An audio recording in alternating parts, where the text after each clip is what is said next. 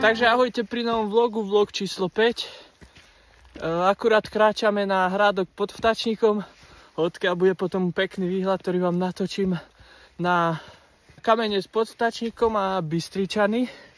Je to taká zložitejšia turistika, lebo sa tu nachádzajú aj rebríky, ktoré uvidíte ďalej.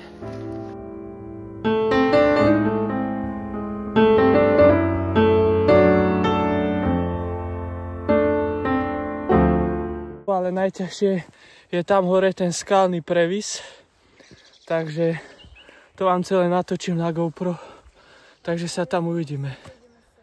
Čo? Ja si nemyslím, že Ideme. tam. No.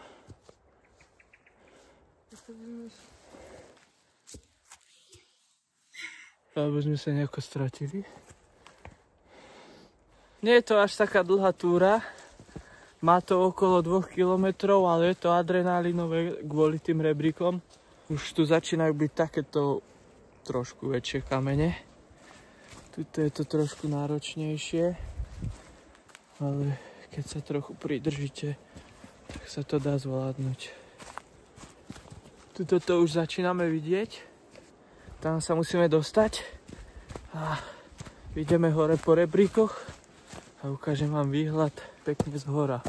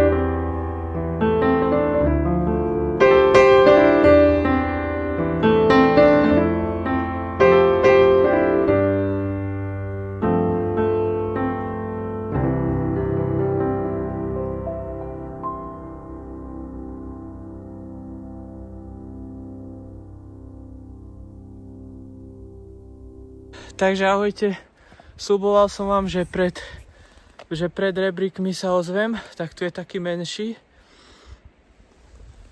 Tento už máme jeden za sebou a ešte ich zopár bude. Jeden, tam je druhý, takže tak náročné.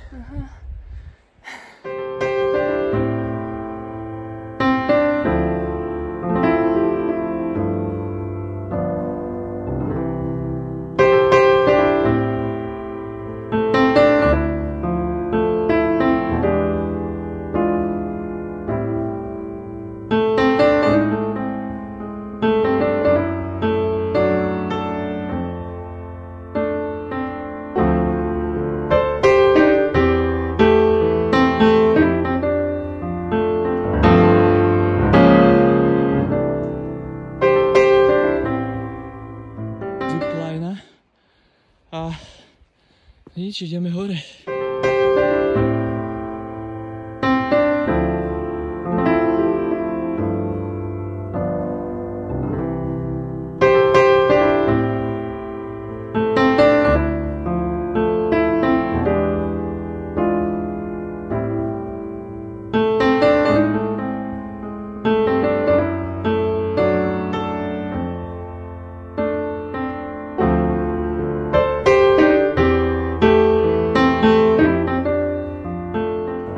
Tak už sme hore, vyliezli sme všetky rebríky.